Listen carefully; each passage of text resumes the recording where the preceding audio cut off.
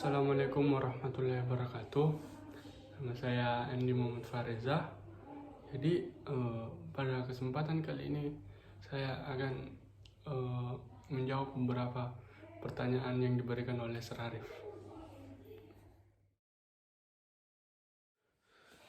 Yang pertama adalah hak asasi pribadi, yaitu kita contohnya adalah kita bebas bergerak dan bebas memilih. Dan yang kedua adalah hak asasi ekonomi, kita bebas melakukan transaksi jual beli, kita bebas untuk menikmati sumber daya alam. Dan yang ketiga adalah hak asasi hukum, hak untuk menjadi PNS dan hak untuk mendapatkan perlindungan hukum. Adapun faktor internal yaitu sifat egois, tidak toleransi kepada orang lain, dan adanya dendam. Dan adapun faktor eksternal yaitu kesenjangan ekonomi, penyalahgunaan teknologi, dan ketidaktegasan penegak hukum.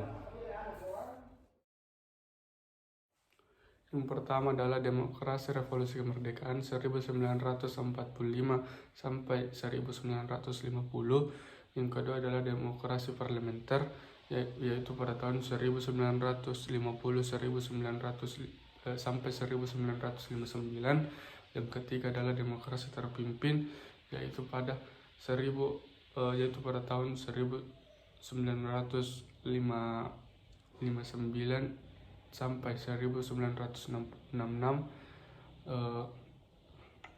Yang keempat adalah demokrasi Orde Baru, yaitu pada tahun 1966 sampai 1998. Yang ketiga adalah yang kelima adalah demokrasi reformasi, yaitu 1998 sampai sekarang.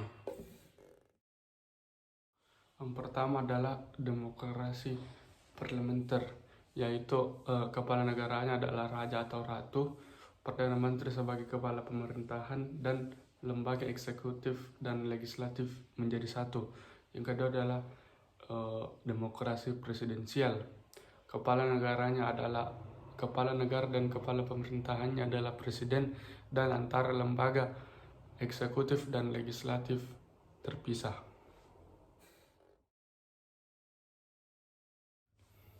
Yang pertama adalah Insinyur Soekarno dan Muhammad Hatta, dimulai pada tanggal 18 Agustus 1945 sampai dengan 12 Maret 1967. Dilanjutkan dengan Soeharto dan wakil-wakilnya, dimulai pada tanggal 21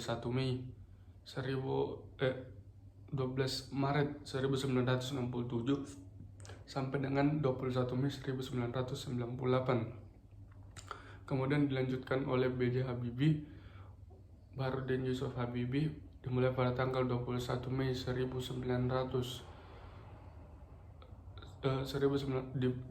dimulai pada tanggal 21 Mei 1998 sampai dengan 20 Oktober 1999. Dilanjutkan oleh Abdurrahman Wahid atau Gus Dur dan Megawati, dimulai pada tanggal 20 Oktober 1999 sampai dengan 23 Juli 2001. Kemudian dilanjutkan oleh Megawati dan Hamzahas, dimulai pada tanggal 23 Juli 2001 sampai dengan 20 Oktober 2004. Kemudian dilanjutkan oleh Susilo Bambang Yudhoyono dan Yusuf Kalla, dimulai pada tanggal 20 Oktober 2004 sampai dengan 20 Oktober 2009.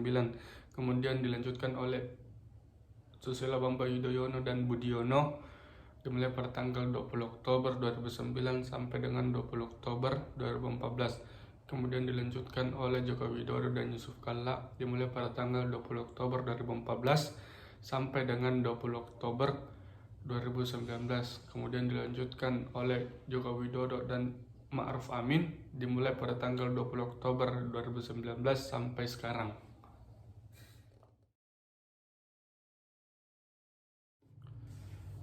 Tentunya hal itu bisa terjadi karena adanya pertengkaran, perbedaan pendapat, atau dendam. Dan jika ditanya siapa yang bertanggung jawab, saya pikir yang bertanggung jawab adalah penegak hukum dan tentunya kita semua. Dan jika ditanya apa peran kami, ya peran kami itu kita harus menegakkan keadilan, menegakkan kebenaran, membela kebenaran. Kita tidak boleh memutarbalikkan fakta demi uang. Kita tidak boleh menyalahgunakan jabatan, dan kita harus adil.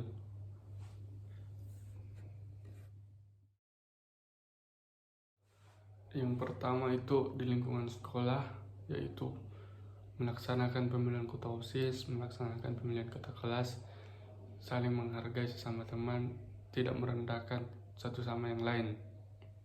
Kemudian di lingkungan masyarakat, saling menghargai pendapat, ikut serta dalam kegiatan sosial yang ada di masyarakat, ikut serta menjaga kerukunan masyarakat, dan saling membantu jika ada yang kesusahan.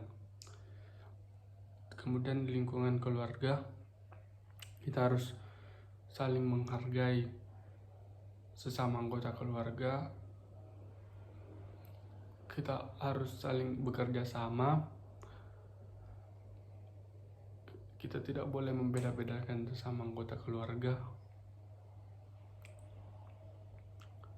Dan kita harus menjaga kerukunan dalam keluarga. Kemudian dalam bangsa dan negara, yang pertama adalah ikut serta dalam pemilu. Kemudian kita harus memiliki kejujuran. Kemudian kita harus menghargai pendapat, menghargai perbedaan yang ada, dan tentunya menjaga kedamaian.